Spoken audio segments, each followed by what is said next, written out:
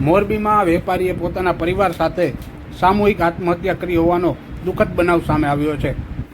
મોરબીના ચકિયા હનુમાન પાસે આવેલ રોયલ પેલેસ એપાર્ટમેન્ટમાં રહેતા વેપારીએ હરેશભાઈ કાનાબર નામના વેપારી છે, જે હાર્ડવેરના વ્યવસાય સાથે સંકળાયેલા છે. આજે બપોરના સમયે આ જે વેપારી છે તે અને તેના પત્ની વર્ષાબેન તેમજ તેનો પુત્ર હર્ષ, આ ત્રણેય વ્યક્તિઓ ઘરમાંથી મૃત હાલતમાં મળી આવ્યા હતા અને ગળે ફાંસો ખાધેલી હાલતમાં મળી આવ્યા હતા.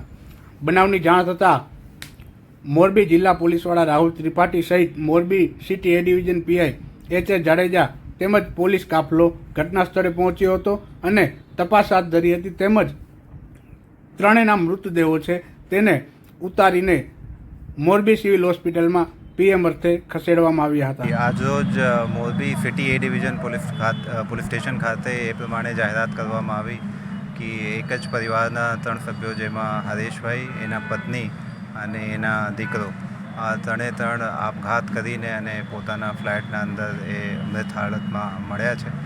એ ઘટનાની જાણ થતાં પોલીસની ટીમ અત્યારે જગ્યા ઉપર આવીને અને આગળના જે બોડીના પોસ્ટમોર્ટમ અને બીજા જે પ્રોસિજર છે એ હાથ ધરવામાં આવેલા છે.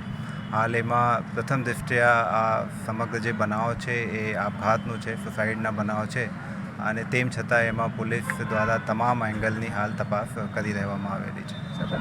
ચોક્કસ કારણ અત્યારે ના કહી શકીએ કે બનાવના કારણ શું હતા, અને જે પ્રમાણે જાહેરાત થઈ છે અને પૂછપરછ દરમિયાન જે વસ્તુ સામે આવી હતી, કોઈ જાતના એના અંગત પ્રોબ્લેમ થઈ શકે એના કારણે આખી જે ફેમિલી છે આ પ્રમાણના એવા પગલાં ભર્યા છે.